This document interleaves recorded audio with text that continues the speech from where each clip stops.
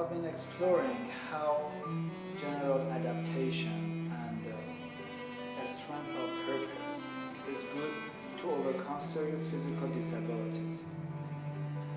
But can you first give me some background about how you got to this point, how everything happened in the first place? I assume that you're talking about the disability? Yes.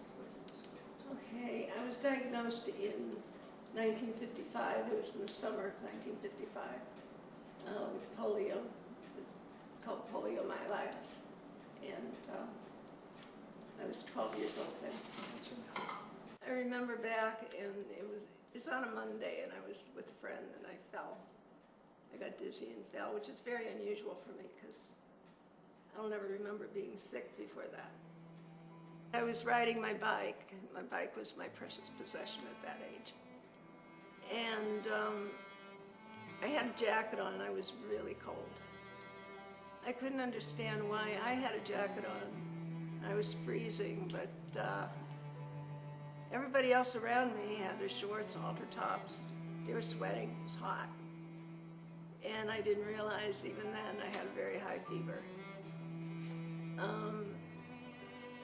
On the other hand, I think that actually there was a strange feeling inside of me that I wanted to do this. I wanted to ride my bike because I somehow knew that it might be one of the last times I might do that. The next day, the fever got worse, and Mom and Dad called the doctor, and he came to the apartment.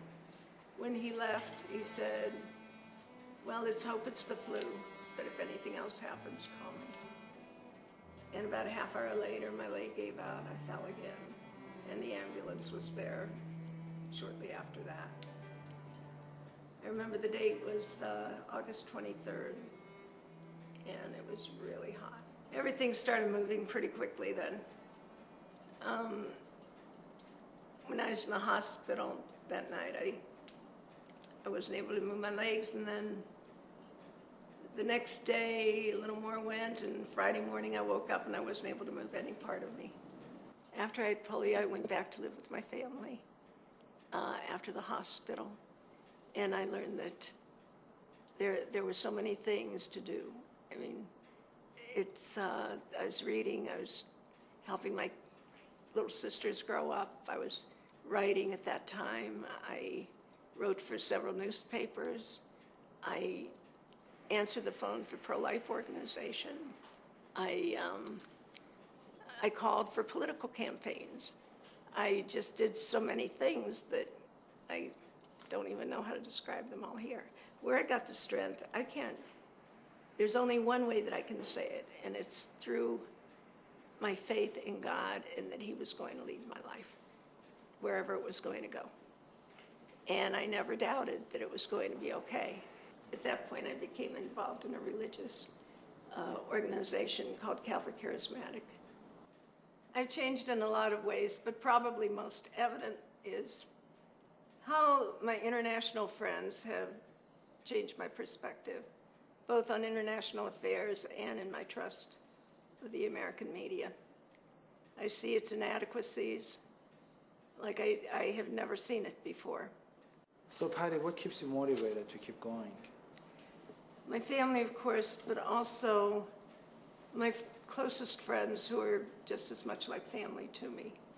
And I love watching kids grow up, and I have a lot of kids around, and they're fantastic. I don't know how anybody can look at a kid growing up and not feel that there's a hope to keep on going. They keep me young, they keep me energized. Other things there's always, every day, there's something to look forward to. Lunch with friends, movie, it doesn't matter. It's just the stuff of life, of living, that keeps me motivated.